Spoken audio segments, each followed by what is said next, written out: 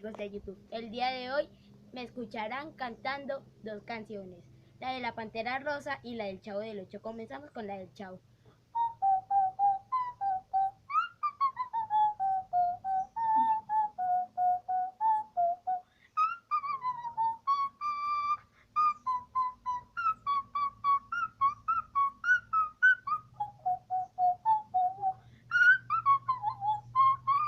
Ahora sigue la canción de la Pantera Rosa.